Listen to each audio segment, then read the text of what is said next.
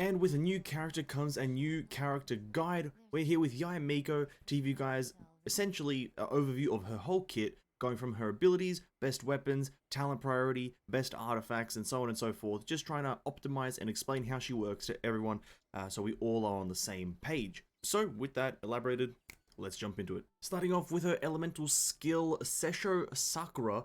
Essentially, you dash forward much like Xiao, and at the end of your dash with Yae Miko, you leave down a, well, Sesho Sakura, which is a little kind of node thing on the ground. This has two effects essentially. Periodically, it will strike down a nearby enemy with electro damage, and periodically is about every 3 to 4 seconds. I'm not exactly sure on the actual time. And the second effect is essentially the more of the turrets that you have on the field, a maximum of 3, the more damage they will be doing. Essentially, if you have 1 on the field, that is 97.1% damage, and then if there's 2, it's 121, and so on and so forth. And level 4 is a constellation, so don't worry about that unless you have the constellation. It's also key to note that her elemental skill ties into whatever her elemental burst does. And speaking of her burst, essentially by itself, her burst calls down a massive, like, single Thunder Shock AoE in front of Yae Miko or on a nearby enemy.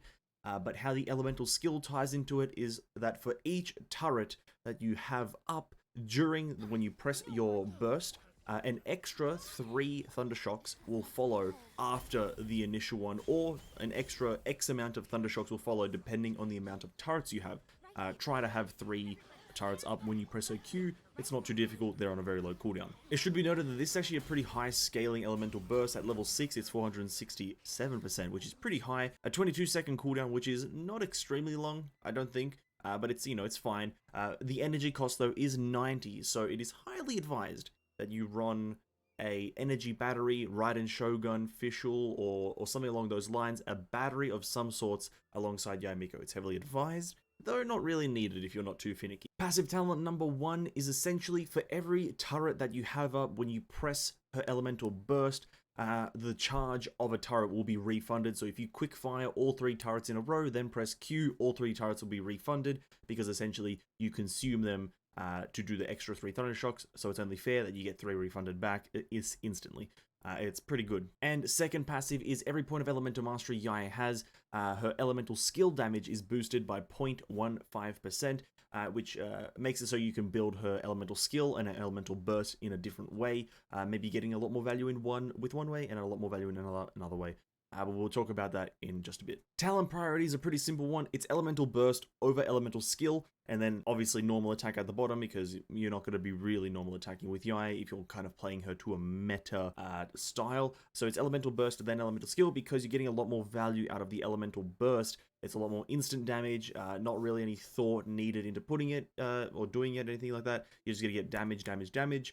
What's the elemental skill? There's a bit more play around with the elemental mastery boosting from the third, or the second passive rather, as well as, you know, so like electro damage bonus, crit damage, crit rate. Which one do you want, or when do you want elemental mastery? So that it's a lot more finicky, the elemental skill. So talent priority, burst, then skill. Constellations.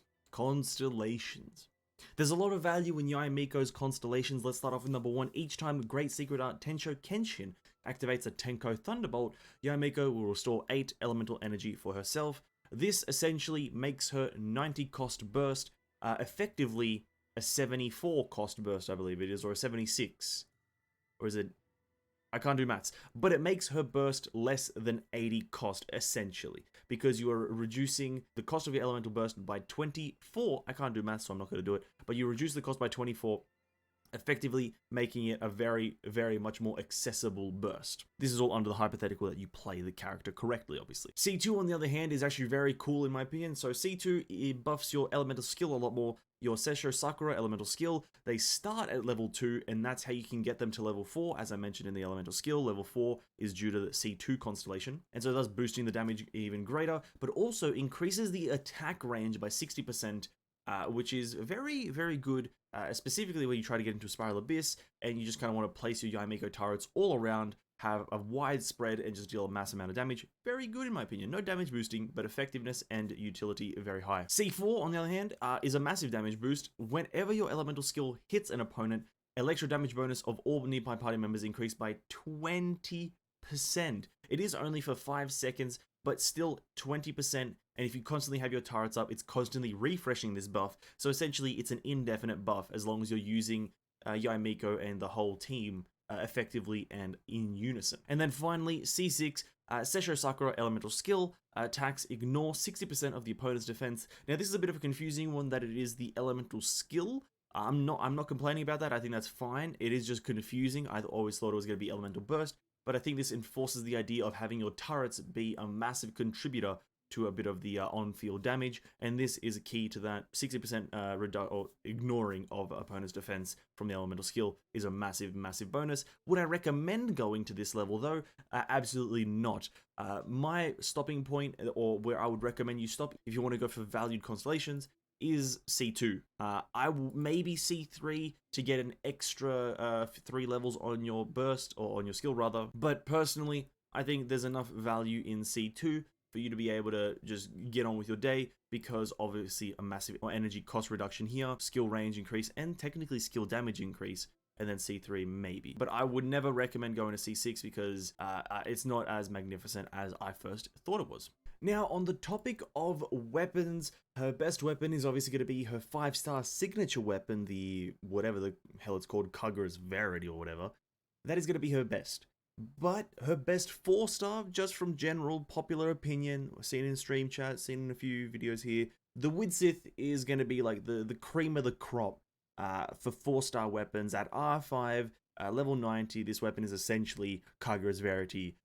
You jacked up on crack. So that's going to be her best 4-star weapon. If you don't have it R5, or if you don't have it at all, some other good options, in my opinion, the Favonius Codex could prove to be really good as like a sustained battery, or like her own battery, because of her turrets mainly being constantly up, triggering the R3 or R5 refinement that you have of it. Sacrificial Fragment could be good for the Elemental Mastery, but again, not a good ability. And then essentially any of the 5-star catalysts are good on her. Essentially, the build mentality for this one is she doesn't have a direct scaling stat except for her elemental skill having a bit of elemental mastery scaling. So essentially, she scales the highest with crit damage, crit rate, and attack percent.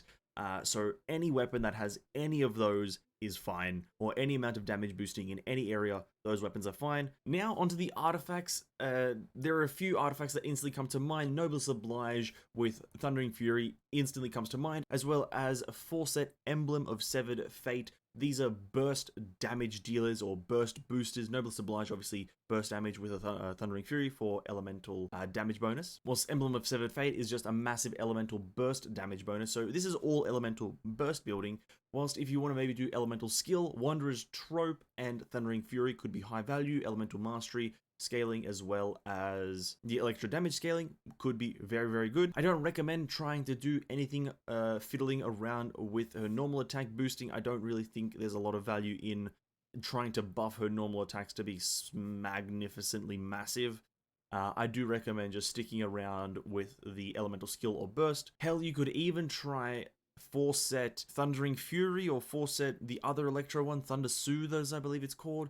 I don't farm that artifact, I don't really know its name, but you could try 4-set Thunder Soother because of the electro damage bonus again. But in my opinion, stick with these two, somewhere on the screen, artifact sets. They'll do you just fine for their respective builds. Now, I want to introduce a new section to this kind of guide style video where I talk about stat priority and just kind of outline it very quickly. Yae Miko, very simple stat priority. My stat priority essentially is very good right now. This is with a food buff, but essentially I have 57% crit rate with about 211% crit damage, which is very good. And that is essentially the character build for the most part. You're going for crit rate to a medium 60%, have it in your favor by at least 10%. And then for as much crit damage as possible, because you'll get enough base attack through just a bit of substatting here, a weapon, and actual character level that you don't need attack too much. Very simple character build. Elemental Mastery if you want to go for a bit of elemental skill damage, but the general gist is crit rate to 60, and then as much crit damage as you possibly can, and then stacking attack as well. And finally, let's talk about gameplay. Yae Miko's gameplay is moderately simple. If you're using her as the classic switch in, switch out character, then obviously turret uptime is crucial.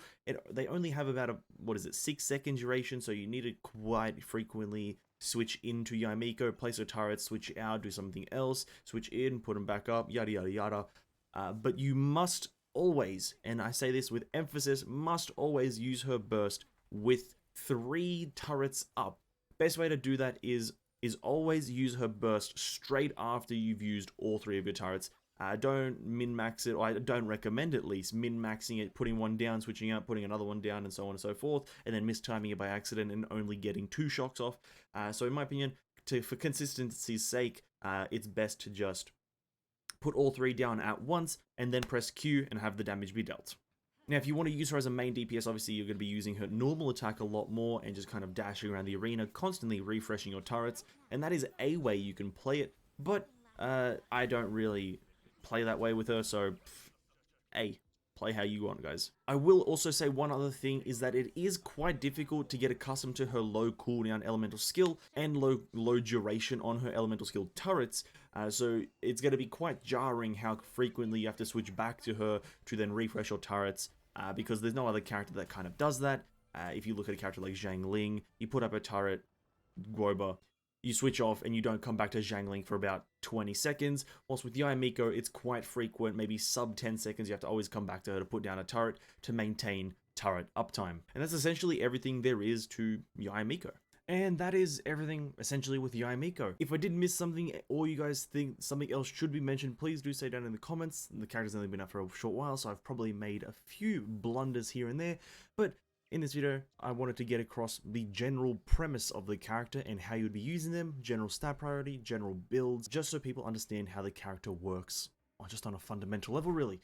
And if that did get across in this video, then please consider liking the video and as well consider subscribing to the channel. It'll be much appreciated. We're growing here and it's a pretty fun experience. But anyway, thank you so much for watching. I'll catch you guys in the next video. Stay safe and peace out.